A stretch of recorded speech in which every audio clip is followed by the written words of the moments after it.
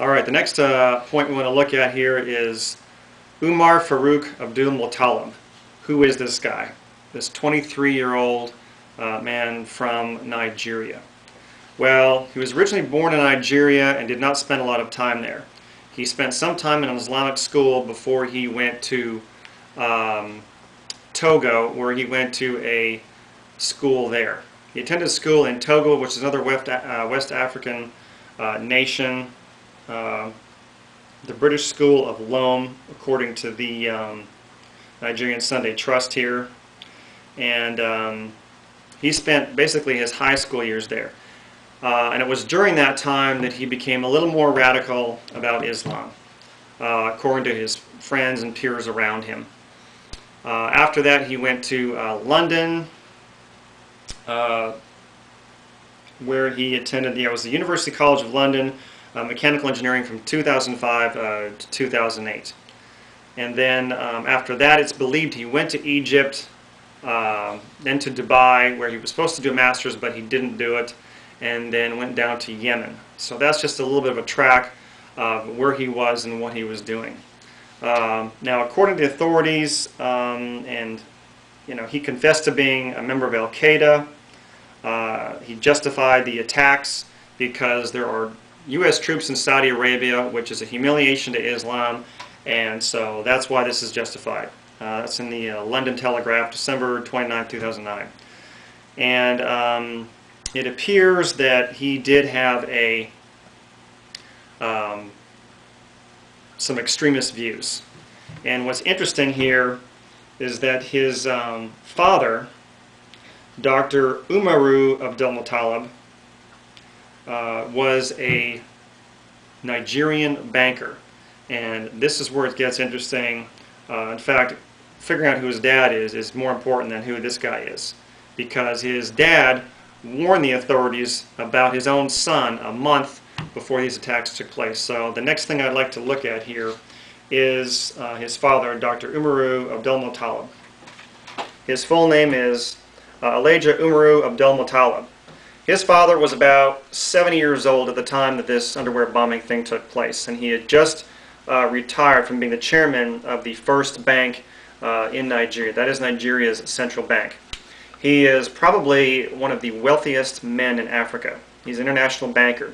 He sat on the boards of a number of other banks, including the United Bank of Africa, or United Bank for Africa, according to the Sunday Daily Trust here.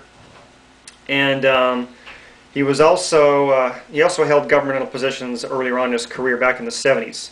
In 1975, he was appointed as the Federal Commissioner for Economic Development and Reconstruction.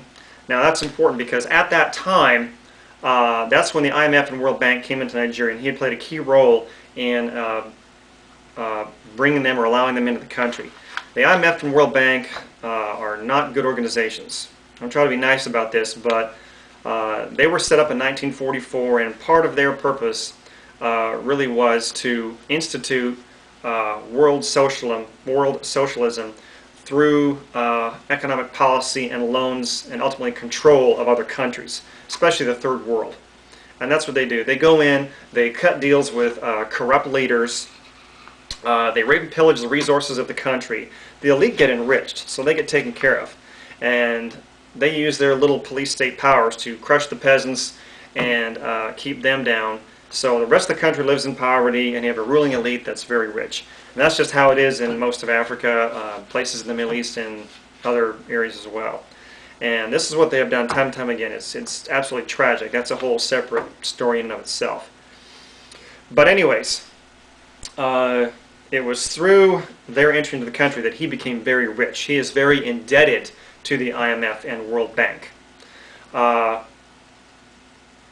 Another key player here is the Islamic Development Bank. In December, or just right around that time, they were setting up the Jaiz Bank in Nigeria, which is Nigeria's first Islamic bank. It's spelled J-I-A-Z. I'm not sure if I'm saying exactly right, but anyway. And this was being funded and financed by the Islamic Development Bank, which is based in Saudi Arabia. So here we have this very wealthy banker who is indebted to the IMF and World Bank, and now is the chairman of this Jaiz Bank, which is an Islamic bank, which he owes, or say owes, he basically indirectly works for the Islamic Development Bank. So he's under the thumb of all these guys, okay?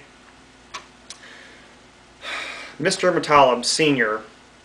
goes to the authorities. He goes to the State Department, CIA, and Nigerian security and alerts them to his son's extremist Islamic views and his Islamic rhetoric. Very concerned that his son is going to do something very dangerous.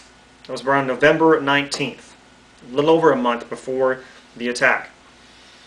And oddly enough, they do not put him on a watch list. They don't even put him in a terrorist database. Very strange, coming from a credible, high-level government/banking figure.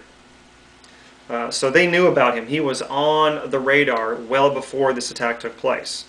Now, the reason I bring up these other banks is a key factor, and that comes up when we get into the politics of Yemen, which is what I want to get into next. Okay, the next thing we want to look at here, like I said, is the politics of Yemen. What is happening in Yemen?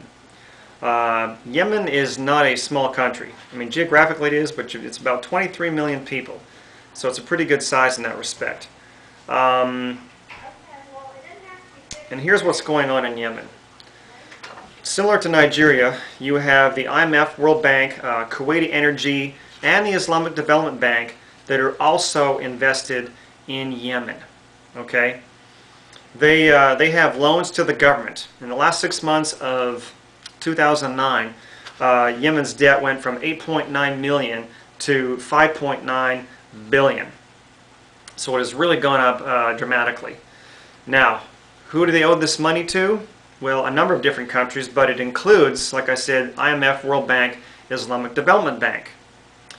Second thing is in November of 2009, just before this whole thing goes down, their natural gas or liquid natural gas pipeline just became operational. That is an $8 billion investment that they are also invested in. So you have these 8.9 billion in loans, you have 8 billion in, or sorry, 5.9 billion loans, 8 something billion in this liquid natural gas pipeline, and they're about to turn the taps on, get this thing operational, and they're looking at about 30 to 40 billion in profit in the next few years. Now the problem with Yemen is the government is not stable. You have a corrupt government run by a dictator who's been in power for 30 years. They've had elections, but they're a joke. And he is fighting to maintain power. You have separatists in the south, you have Shiite rebels in the north that are fighting against the government. Why? They're not Al-Qaeda. I mean, the whole country is all Muslim. It's not like there's Muslims fighting against Christians or something like this. They are upset because of the corruption of their government and these neoliberal policies that are being forced on them through their government by the IMF and World Bank. That's what they do. They're gangsters. And the people are rebelling against this. And we're not calling them people who are being oppressed that want a better life. We're calling them Al-Qaeda. It's not about Al-Qaeda, folks. It's about maintaining the stability of this corrupt regime so that they don't default on their loans to these guys and they don't lose on their investment in this pipeline. If the government collapses and the country splits up and new people take power, not that the new people would be any better, but if that happened, they could lose on these loans and their investment. Now, ask yourself, are we there in Yemen because of Mr. Fizzlepants, or are we there to prop up $6 billion in loans and protect tens of billions of dollars in profit in oil and natural gas? Okay, now, according to the government, we weren't in Yemen before that, but we were. There was an airstrike around December 16th, December 17th, where they were trying to take out a high-level Al-Qaeda official, Anwar al-Awlaki. Well, they didn't get him. And according to the Washington Post here, they got 34 Al-Qaeda, killed or arrested 16, and they also said, oh, several civilians were also killed. Well, that works out to 17 women and 23 children. That's what several means. So, and it's questionable whether he was there or not. What we're doing is sending in cruise missiles to suppress these people who are rebelling against a corrupt regime. They want their freedom, they want economic reform, they're living in poverty, and it's brutal. That's what these people are rebelling against. This has been going on since 2004. We started to care only recently because in November of 2009, that's when the pipeline became operational. So, that's what's going on in Yemen.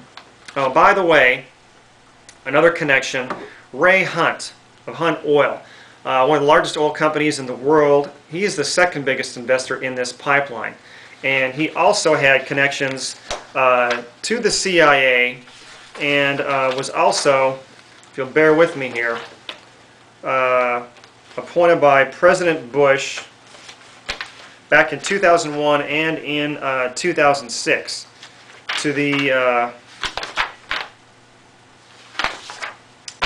here it is, the President's Foreign Intelligence Advisory Board.